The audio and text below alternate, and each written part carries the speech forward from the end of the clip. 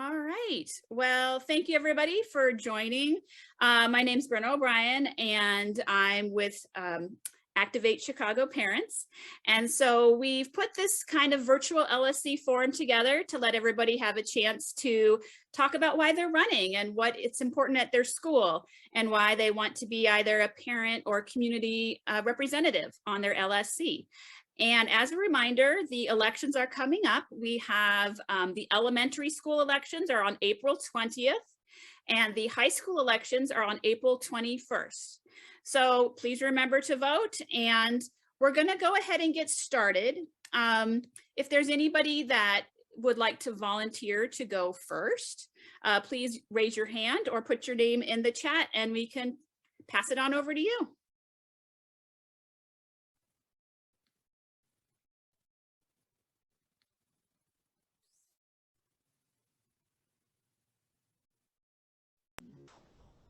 This is Vina. I am actually a little bit under the weather, so I was hoping to just use the recording that I've done, and then I'm also it's kind of a gamble. I think I'm more coherent in the video, so I'll go ahead and do that. Hi everyone, my name is Vina Villivalum. I am a parent of two Suitor students. They are both in kindergarten. And we're just so excited to be a part of the Suitor community. We've just had, really interesting dinner conversation about 45 layout and all of the different things that are happening in the Montessori works. And so we feel really grateful to be a part of this community. So that said, I am less familiarity with Montessori, but I am a former educator. I've taught 4th through 9th grades in New York and Chicago. And I think, just to kind of dive into my first reason for just being really interested in this role, I was actually in my first teaching experience, I was the third teacher in the classroom 2 months into the school year. And then I also, over the 2 years that I was at this particular school, I had 3 different principals. And so I come to, this meeting today and, this experience, just knowing that the stability of the school environment is critical for school staff and just generally members of the school community. I think, students feel it when something is off, and I just, really value the fact that there are, ultimately there are 11 people that ended up wanting to be a part of this body, and I'm just really grateful for that level of support and community. So kind of going into a little bit more about me, I'm a former CPS student. I did all of my elementary schools in CPS, and then I'm also an alumni of Whitney Young. So just really kind of excited to see, what CPS is like now and the potential for it with the kids, especially with this public Montessori option for them. We really feel like we won the lottery. So kind of moving into my next reason for wanting to be a part of this body, I have been just thinking deeply about the pandemic and the impact on so many different institutions, and one being, the local school council. I've been thinking about, prior to the pandemic, there were probably opportunities for community building and just getting to know one another, and that feels really challenged. And so I think challenging right now. And so I think one thing that I've been thinking about is what are some strategies and ideas for how we can effectively connect with one another, and maybe more creatively, whether it's, via the room parents, just gathering input and feedback on important decisions, or via I've learned of some texting apps where you can kind of weigh in on different decisions, and I think that could be an important move so that we can really get to know and kind of represent the broader community of parents and staff and students as well. And with that, I just wanted to appreciate this opportunity, and I'm really excited because I've been reading up about LSCs and the rich history of them in Chicago and how important they've been, just for the vitality of school communities. So I look forward to continuing to be a part of Suter in any capacity. Thank you. Thank you all again for joining us today. So my name is Brenna O'Brien, and I'm a parent of a second grader and a fourth grader at Coonley Elementary. And we've been there for 3 years already. Every step of the way these past few years, I've been so proud to be a Coonley parent and to have the privilege of some of the most qualified, caring, kind, and patient teachers and staff working with my children, whether it was remote learning or in the school building now. So as an education researcher, my job is to look at data and report out useful information for the whole school community. I'm committed to transparency and accountability at our school and to demanding the same from our district leaders. Coonley is an excellent school, and every CPS student in the district should have the same advantages and supports that we do. I strongly believe in public education, and there is so much more that Chicago Public Schools could be doing for all students in the district. And there is a meaningful role that Coonley parents can play in advocating for equity and inclusion at all levels. One of the most important ways an LSC member can fulfill their duties is by seeking out the unheard voices in our school, those that may feel outnumbered or silenced, and to question who the school is serving well and who may be slipping through the cracks.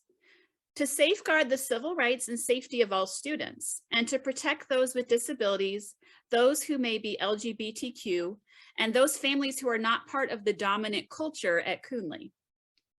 We are a caring and collaborative community, yet we can still do so much more to connect with other schools and to address larger issues than just our one square block. And that's why we teach our children about being good citizens in the larger society. If elected, I look forward to partnering with the principal and the other LSC members on the continuous work improvement plan to address these areas next year.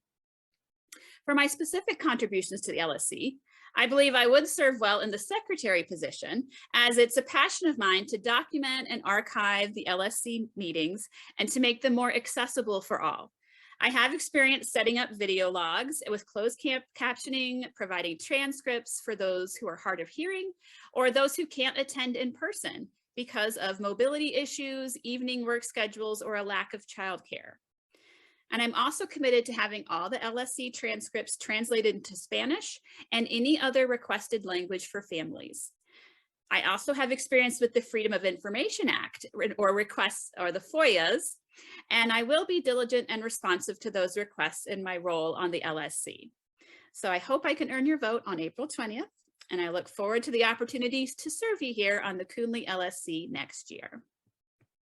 So that's the speech that I gave in person, and there was no virtual option. So the people in the room got to hear that. So I'm happy to kind of share it a little more broader this time. Thank you. Okay, great. I'm happy Diana or Michelle or Miguel, just raise your hand and we can pass it over to you.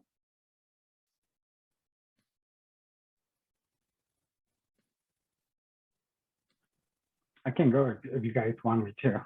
Sure. Hello, my name is Miguel Bautista, and I am running as a parent for Galileo LSC. I'm also running with 2 slates, 5 parents and 2 community members. I have 2 children in Galileo, Maya, who's in 5th grade, and Mateo, who's in 1st grade. I'm running because at our current LSC, we do not have a voice for the parents. The public comments are delegated at the beginning of the meeting, so we don't have input on the day's agenda. I'm running because too many times the LSC has ignored the parent voices when it came to safety for our kids in this epidemic. If elected, I will work with other parents and community members to ensure that our kids are put first with respect to their safety, mental health, and education. I will work on ensuring that our parents have a voice in our LSC throughout the LSC meeting, not just at the beginning of the meeting, so that parents who have a vested interest and want their voices heard to be heard. The LSC is about empowering our parent and community to build our community and neighbors and neighborhood. Once elected, we will make sure that we return the power back to the parents. This in turn will encourage our parents to participate in the LSC. And finally, I want to say thank you for allowing me the opportunity to speak. This is very important for all the parents and community members to be involved with the LSC. There's so much going on where CPS continue to cut the budget of all of our schools and give us less research. And it's more important that we, for those of us that are fighting to get in the LSC, get elected, that we continue to fight and use that platform beyond what currently some of the people are using it for. Thank you.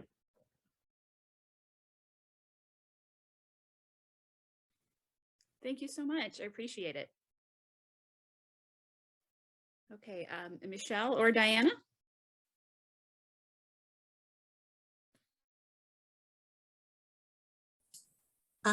Sure, I can go. I don't know how to raise my hand on Zoom, but yeah, I'm actually only one of 3 parents that are running at Sen High School, so I think I'm already in.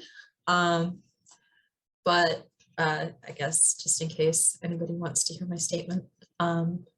So Sen is our neighborhood school, but it was also our first choice for high schools because more than anything, Sen aspires to be a place where anyone who wants to succeed can. I am proud that my family is a Sen family. I am proud of Sen's diversity and our commitment to fairness and equity. I am running for a seat on the local school council to support the school's mission of providing high quality public education to each and every student who walks through the doors. While my professional experience is in architecture, I have been an active participant in schools throughout my daughter's academic career. I've organized with parents to save music programs, chaperoned and volunteered. I've helped with the Friends group. I helped found the Friends group at the National Teachers Academy and coordinated its first successful fundraiser 2 years in a row. I am excited to bring that same energy and dedication to the Sen LSC and to help facilitate the school's mission through the continuous improvement work plan. Thank you. Thank you and congratulations. So for example, at my school, there's 12 people running for these 6 parent slots. So it's definitely very competitive, but I know of plenty of other people that they're pretty much already guaranteed their spot. So I'm glad you're able to run and do that. All right, great. And then I think Michelle, you're our last person, and then we can kind of chat and share any tips that we might have. Absolutely. Thanks for having this. So hello, parents, staff, and community members. It's an honor to be here. My name is Michelle Bautista, and I'm running as a parent rep for our LSC at Galileo. I'm currently a parent rep and seated and looking forward to continuing to assist our admin in pursuing resources, facilitating healthy and helpful debate, and empowering parents with the goal of equity so that all our kids' education continues to flourish. And I believe we can do that by listening to parents. One of the issues I look forward to is updating our bylaw committee, getting on the bylaw committee and updating our bylaws, where we can ensure parents have a voice at the beginning and at the end of the meeting, and that we receive feedback and they receive feedback from their LSC elected officials. I believe in transparency, and our current bylaws don't embody that. Instead, we encourage personal calls and instead of healthy debate and discussion in our meetings. I enjoyed working with our friends of Galileo and giving suggestions on how all our hard work and fundraising could be more transparent to parents. I'm proud to have assisted and advocated for our school to obtain a school nurse early, despite not being slated for one this past year, obtained interpreter services for our LSC meetings, and got more masks and vaccine efforts at our school. I'm excited to further assist in advocating for some stop signs where we need them for safety at pickup and drop off, making sure we have tutoring for our schools, and more mental health services as we reel from the pandemic and its ripple effects. I look forward to running a fun and engaging campaign, and I promise to stay positive and professional, especially next year when we'll have student representatives on our panel. Their safety and voice is immensely welcome and needed, and we're lucky to have 3 running. And we can't expose them to bullying and intimidation by adults. So I really appreciate this opportunity, and I also concur with ensuring that we have parents who are not afraid to advocate and make sure that voices are heard. It can be very scary to ask for things for our children, but we need to have voices that are not afraid to speak up. Thank you. Thank you, Michelle. That sounded very specific and like based on your experience on certain things. Yeah, so one of the things I found out during this LSC season, that the current LSC, they were very specific about saying, it's a boring job. It's just continuous work plan, getting a new principal and doing the feedback for the principal, and the budget. And they say anything else is, is outside of our purview. It's what we don't do that. And I very much feel that the LSC can have so much more influence. That LSC can write statements about issues facing Chicago public schools. The LSC can collaborate with other schools near you, and put pressure on the district. So for the current LSC that I'm working with has such a narrow definition, they kind of refuse to break out of that. And so what you were saying, Michelle, about kind of raising your voice and kind of pushing for issues that are important to us as parents, I mean, that's something that I would want to do. But kind of every school's culture is its own thing. So I didn't know, we still have some time. If anybody had any tips or strategies or things that you found worked well while you were running for LSC, or if you've been on the LSC and you want to share with the other people, that'd be helpful. I totally agree. One of the things that I did when I came onto the LSC, it was the first time, and I got a lot of feedback from members that the LSC has a very rigid rules and roles. So one of the first things I did was just write letters. Like I wrote letters to the district and requesting masks. At this time it was January of 2020, requesting, proper ventilation testing, because I think they tested our schools in the summer and when the kids weren't there back then. And I think that was definite, be prepared that if you do things like outside of the scope of that role, that there will be some pushback and fear. I think the basis of that is fear. But I think it's important to just encourage getting things on the agenda, requesting things get on the agenda, encouraging some debate, and calling a vote. Because when you call a vote, then you're able to say, this person voted this down or voted this way or didn't, and that's really holding elected officials accountable. So that's what I did, and I felt like it was important. And when things were up for votes, people were a little bit more willing to not be scared and kind of say, yes, this is a good letter, we do want these things, although we're kind of scared that it's outside that role, quote unquote. So making sure things get on the agenda and calling things for votes for sure.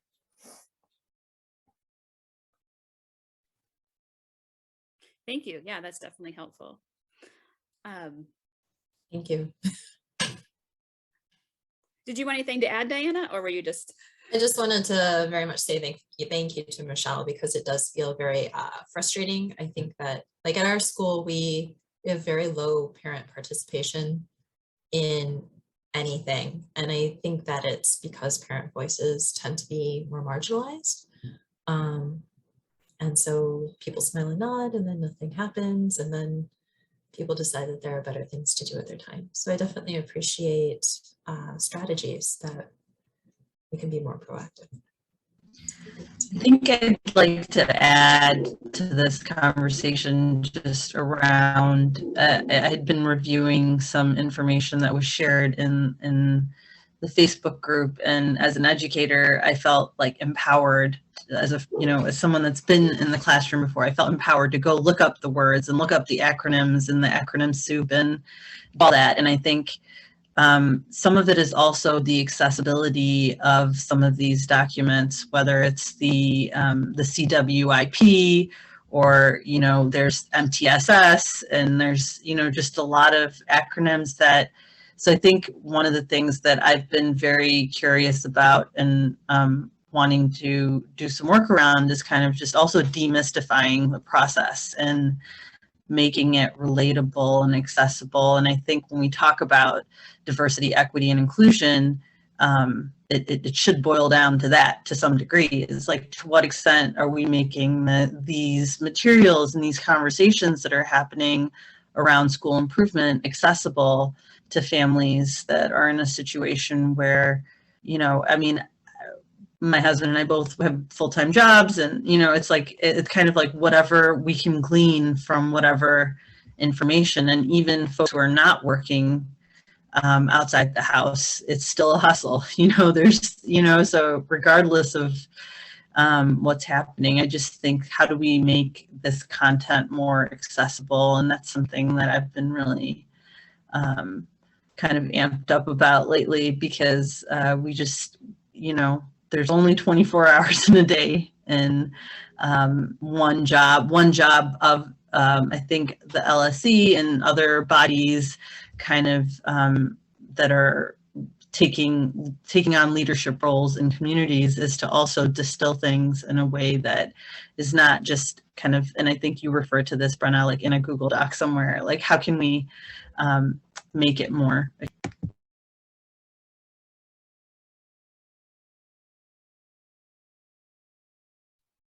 Miguel, I think you had your hand up. If you can go next. Thank you. I was just going to suggest for those running, especially in competitive races, what we did was actually gather with parents to form the slate so that we can, when we're handing out material, we have other people on the slate and combine our research to be able to do that. Combine our time on when to distribute them in the morning, in the afternoon, in the evening, knocking on doors in the weekend, which is some of the things we did this weekend. So I think that gives you know, the opportunity to be able to get elected, especially in competitive races. And in Galileo, we have 9 parents running, and we have a slate of 5 parents. And then for the community members, we used to have 4 community members, but one of the community members decided to drop out, and it was one of the members that we were targeting on removing. So it was a small victory that we got, and we recruited 2 community members. So for us, it's a big win, because now we're getting rid of one of the community members that was stopping everything and was, you know, as Michelle mentioned, there was a lot of bullying. He was putting his weight around, and it was just not, it's not something that belongs in the LSC, especially with students coming on board. So we're really happy to have made changes in there. But yeah, I know that there's only one more week and it's spring break, so it's a little bit difficult for some parents to align, but you know, the last 3 days going into before the election, it's, you know, if you're able to gather with other candidates, parents, or community members, work together, you can be able to collaborate for the last 2 or 3 days and try to get your information out there in front of parents.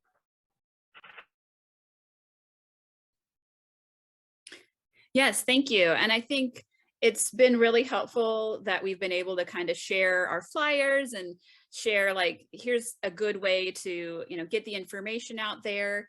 And I really do thank so many of the organizations out there, like Raise Your Hand and LSCs for All, that they're so good resources about strategies and connecting with people, and just like you were saying, it's those last couple days right before the election to even let the neighborhood, the community members know, because if they don't have a child at the school, it's just it's news to them to be like, oh, there's an election on Wednesday or Thursday. And so in my flyer, I've made sure to include a map boundary of where people live and the information about the 2 forms of identification to bring, the time and the address of the school, to just provide as much information as possible so that I could hand it to a neighbor who doesn't have a child, and I can say, hey, you know, this is the information, and here's some of the things that I care about as an LSC member, and I would really appreciate your vote. So I think that community connection can be just as important, because we know that the parents will have some investment, and they'll usually have a copy of your flyer if it goes home on the backpack day, but those neighbors are just as important. So don't forget about them, and just let them know, hey, all you got to do is walk over there on Wednesday or Thursday and please vote. So yes, I'm excited. It's coming up next week. We've been putting a lot of energy and just support out there. We wanted a chance for people to be able to share your platforms, and just to know that, you know, even if you feel kind of alone in your own school, that there's people across the district that are supporting you and rooting for you, and we hope that you can get your votes. So just a little pep speech and support. So if there's anything else, any other questions, anything else people want to add? Can I ask one question? So Michelle, you had talked about the bylaws, and I don't even know how we would find the bylaws. Like, is there some sort of like central agency that has these on file, or?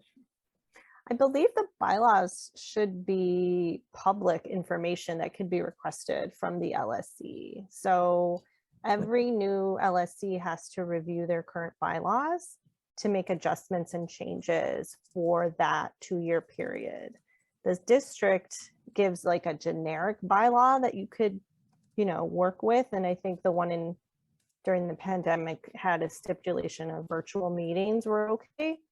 For example, like Galileo, they literally put on there that when parents make comments in public participation, it is not a chance for a Q&A.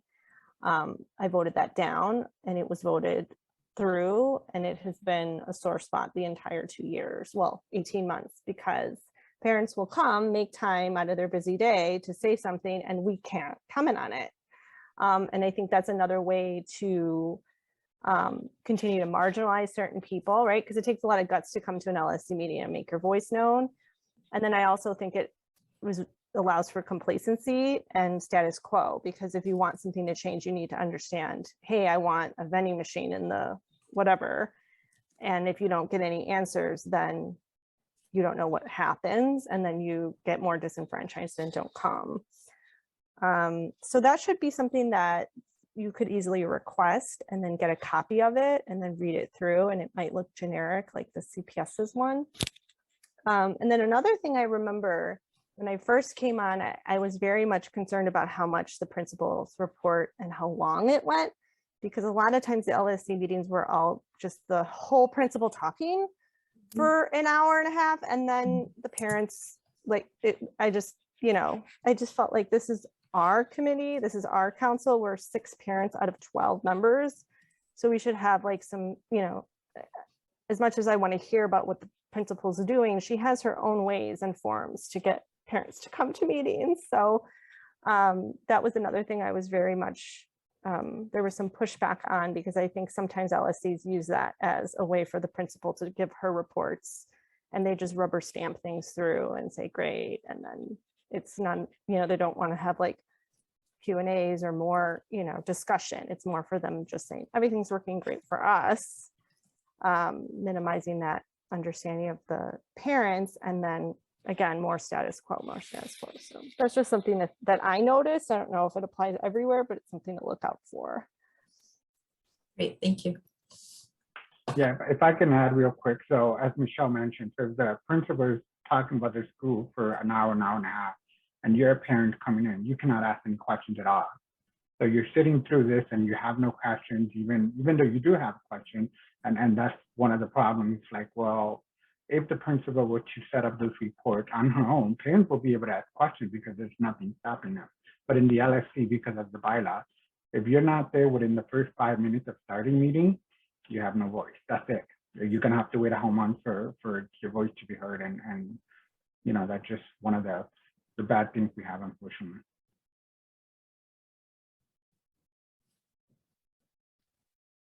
Thank you. That was a really excellent example. I appreciate it.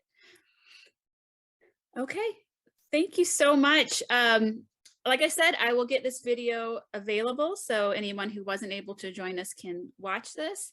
And we are still totally available online through the Facebook page, or just connect with emails, and we're happy to provide support however we can.